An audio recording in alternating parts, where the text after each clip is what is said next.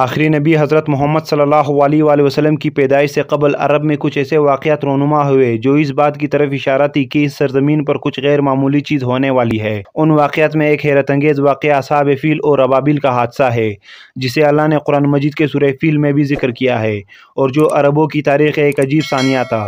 حضرت محمد صلی اللہ علیہ وآلہ وسلم کے ولادت سے قبل عرب کے جنوب میں واقع ملک یمن پر ایک بادشاہ کی حکومت تھی جس کا نام ابرہہ ابن اشرم تھا۔ ابرہہ نصرانی تھا اور کسی زمانے میں حبشہ کے بادشاہ نجاشی کا کمانڈر رہ چکا تھا۔ اس نے یمن کے بادشاہ ذونواس کو ایک جنگ میں شکست دے کر خود کو نجاشی کا وفادار ثابت کیا۔ اس طرح نجاشی نے ابرہہ کو یمن کے تخت پر بٹھا دیا۔ جب ابرہہ کو معلوم ہوا کہ عرب کے لوگ کعبہ کو نہایت ہی مقدس تصور کرتے ہیں اور ہر علاقوں سے لوگ کعبہ کے زیارت کے لیے مکہ کا سفر کرتے ہیں، تو اس نے یمن کے دارالحکومت صنعا میں ایک عظیم اور نہایت ہی خوبصورت گرجا گھر تعمیر کروایا۔ کہتے ہیں کہ اس زمانے میں پوری سرزمین پر اس سے زیادہ خوبصورت اور عالیشان گرجا گھر کہیں نہیں تھا۔ اس نے پورے جزیرہ عرب میں اپنے مبلغ کو بھیجا اور لوگوں کو صنعا آ کر اس گرجا گھر کی زیارت کرنے کی دعوت دی۔ دراصل ابرہہ کا مقصد یہ تھا کہ عرب کے لوگ مکہ کے بجائے یمن آئے اور اس طرح صنعا عرب کا مرکز بن جائے، ساتھ ہی کعبہ کی عظمت کو ختم کر کے اس گرجے کو مقدس بنا دیا جائے تاکہ زیارت اور عبادت کے ذریعے مال بھی کمایا جا سکے۔ جب عرب کے لوگوں کو اس کے اس ارادے کا علم ہوا تو طیش اور بہت ہی غضبناک ہوئے۔ باوجود اس کے کہ عرب کے بیشتر قبیلے مشرک تھے، مگر وہ کعبہ شریف کی بہت ہی عزت و احترام کیا کرتے تھے، کیونکہ یہ جگہ حضرت ابراہیم علیہ السلام کے آثار اور مقام سے منسوب تھا۔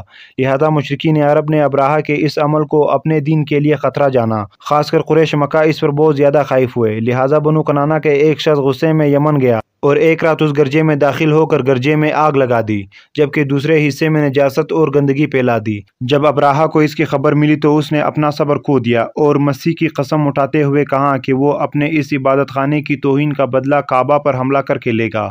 لہذا اس نے حبشہ کے بادشاہ نجاشی سے مدد طلب کی اور ہاتھیوں کا ایک عظیم لشکر منگوایا، اور وہ لشکر سمیت یمن سے روانہ ہوا تاکہ کعبہ کو ڈھا کر اس کا خاتمہ کر دے۔ ادھر عرب کے تمام قبیلے ابرہہ کے خلاف اٹھ کھڑے ہوئے اور اسے شکست دینے کے لیے میدان جنگ میں کود پڑے، لیکن ابرہہ کے اس عظیم لشکر کے آگے عرب کا ہر قبیلہ شکست کھاتا چلا گیا۔ بنو سلیم، بنو عطفان، بنو اسد اور بنو ثقیف جیسے بہادر قبیلے نے بھی ابرہہ کے آگے ہتھیار ڈال دیے۔ جب ابرہہ کا لشکر طائف کے قریب پہنچا تو اس نے ایک دستہ مکہ روانہ کیا۔ جب وہ دستہ مکہ کے قریب پہنچا تو اونٹ دیکھے، لہذا انہیں غنیمت سمجھ کر اپنی قبضے میں لے لیا۔ یہ اونٹ قریش مکہ کے سردار جناب عبد المطلب کے تھے، جو حضرت محمد صلی اللہ علیہ وآلہ وسلم کے دادا تھے۔ ان اونٹوں کی تعداد 200 یا 400 تھے۔ جب یہ خبر عبد المطلب کو ملی تو آپ مکہ سے باہر آئے اور جہاں ابرہہ کا لشکر ٹھہرا تھا وہاں جا کر ابرہہ سے ملاقات کی درخواست کی۔ جب ابرہہ کو معلوم ہوا کہ قریش کا سردار اس سے ملاقات کرنے کے لیے آیا ہے تو اس نے آپ کو اپنے خیمے میں بلایا، اور جب حضرت ابو مطلب کو دیکھا کہ ایک بلند قامت، روبدار اور نہایت ہی حسین و جمیل آدمی ہے تو ابرہہ آپ کو دیکھ کر مرعوب ہو گیا اور بے اختیار تخت شاہی سے اتر کر آپ کی تعظیم و تکریم کے لیے کھڑا ہو گیا اور اپنے برابر بٹھا کر دریافت کیا کہ آپ کی تشریف آوری کا کیا مقصد ہے۔ حضرت ابو مطلب نے جواب دیا کہ ہمارے اونٹ اور بکریاں وغیرہ جو آپ کے لشکر کے سپاہی یہاں لائے ہیں ان سب مویشیوں کو ہمارے سپرد کر دیجیے۔ یہ سن کر ابرہہ نے کہا کہ یہ سردار قریش، میں تو یہ سمجھا تھا کہ آپ بہت ہی حوصلہ مند اور شاندار آدمی ہے، مگر آپ نے مجھ سے اونٹوں کا سوال کر کے میری نظروں میں اپنا وقار کم کر دیا ہے۔ اونٹ اور بکری کی حقیقت ہی کیا ہے؟ میں تو آپ کے کعبہ کو توڑ کر برباد کرنے کے لیے آیا ہوں، آپ نے اس کے بارے میں کوئی گفتگو نہیں کی۔ حضرت ابو مطلب نے کہا کہ مجھے تو اپنی اونٹوں سے مطلب ہے، کعبہ میرا گھر نہیں ہے بلکہ وہ خدا کا گھر ہے، وہ خود اپنے گھر کو بچا لے گا، مجھے کعبہ کی ذرا بھی فکر نہیں ہے۔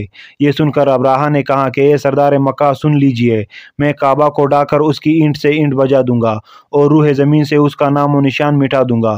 اس کے بعد ابرہہ نے تمام جانوروں کو واپس کر دینے کا حکم دیا اور ابو مطلب تمام اونٹ اور بکریوں کو لے کر مکہ واپس آ گئے۔ آپ نے مکہ کے لوگوں سے کہا کہ وہ پہاڑوں میں پناہ گزین ہو جائے، لہٰذا مکہ کے تمام قبیلے مکہ سے باہر نکل گئے، صرف جناب ابو مطلب مکہ میں اکیلے رہ گئے۔ آپ نے کعبہ کا دروازہ پکڑ کر بارگاہ الہی میں کعبہ کی حفاظت کے لیے رو رو کر دعا مانگی۔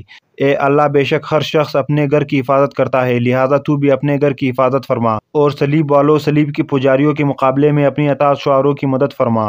ابراہا جب صبح کو کعبہ ڈھانے کے لیے اپنے لشکر جرار اور ہاتھیوں کی قطار کے ساتھ آگے بڑھا اور مقام مغمس میں پہنچا تو خود اس کا ہاتھی جس کا نام محمود تھا ایک دم بیٹھ گیا۔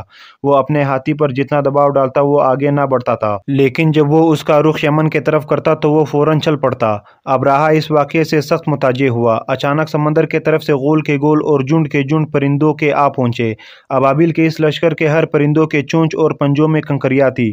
انہوں نے اس زور کی سنگباری کی کہ ابراہا کی فوج بدحواس ہو کر بھاگنے لگی، مگر کنکریاں چھوٹی چھوٹی تھی، وہ قہر الہی کے پتھر تھے کہ پرندے جب ان کنکریوں کو گراتے تو وہ سنگریزے ہاتھی کے بدن میں چیتے ہوئے زمین پر گرتے تھے۔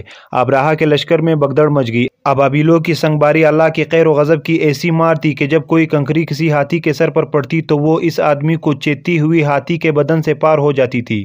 ابراہا کا فوج کا ایک آدمی بھی زندہ نہیں بچا، اور سب کے سب ابراہا اور اس کے ہاتھیوں سمیت اس طرح ہلاک و برباد ہو گئے کہ ان کی جسموں کی بوٹیاں ٹکڑے ٹکڑے ہو کر زمین پر بکھر گئی۔